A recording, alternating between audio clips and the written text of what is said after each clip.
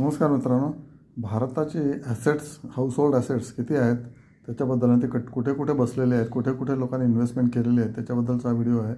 Okay, 2024ची गोष्ट आहे. Totally 1100 lakh कोटी हे भारताची टोटल ॲसेट्स आहेत. ओके, आणि त्याच्यामध्ये रिअल इस्टेटमध्ये मॅक्सिमम जवळजवळ 550 लाख कोटी बसलेले आहे. 50%. Okay, 51% is in real estate.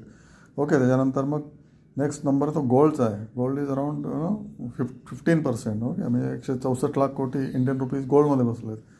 नंतर फिक्स्ड डिपॉझिटमध्ये 13% आहेत, म्हणजे almost like equal to may be 100 lakh कोटी फिक्स्ड डिपॉझिटमध्ये बसलेले आहेत, जे बँकांचे फिक्स्ड डिपॉझिट्स आहेत. ओके, त्याच्यानंतर इक्विटीमध्ये किती आहे तर 6.9% आहे. ओके, म्हणजे किती झालं टोटल 76 लाख करोड फक्त इक्विटीमध्ये आहे. म्हणजे गोल्डच्या जवळजवळ निम्मे फक्त इक्विटीमध्ये आहेत.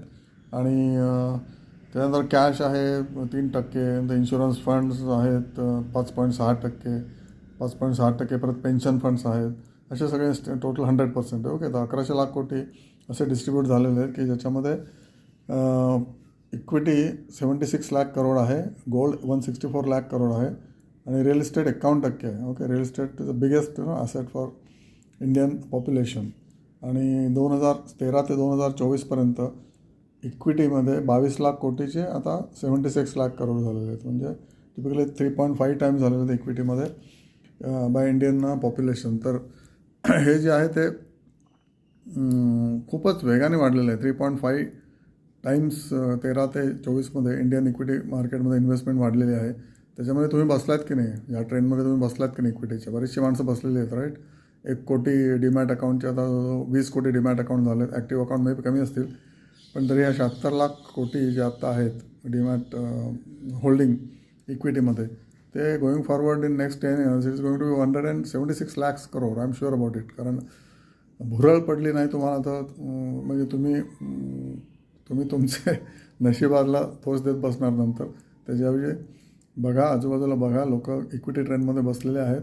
तुम्ही पण शिक्षण घ्या, त्याच्याबद्दल शिकून घ्या. माझा चॅनल बघत राहा. तुम्हाला प्लेन महिन्याला शिकवतो आहे. Okay, I am not telling anything wrong और anything which you don't understand. Okay, simple formulas सांगतो मी तुम्हाला, सिम्पल गोष्टी सांगतो आहे based on experience. Experience is the king of all degrees. Okay, and post degrees म्हणजे PhDs. तर एक्सपिरियन्सला तुम्ही नक्कीच वेटेज द्याल आणि माझा चॅनल बघाल आणि पुढे फॉरवर्ड कराल आणि तुमची संपत्ती वाढो हीच माझी सदिच्छा आहे. आणि फॉरवर्ड करत राहा आणि तुमची सदिच्छा इतर लोकांना पण तुम्ही दाखवा. तुमच्या ग्रुपमध्ये फॉरवर्ड करा, जास्तीत जास्त शेअर करा. ओके, आणि श्रीमंत व्हा. Thank you so much.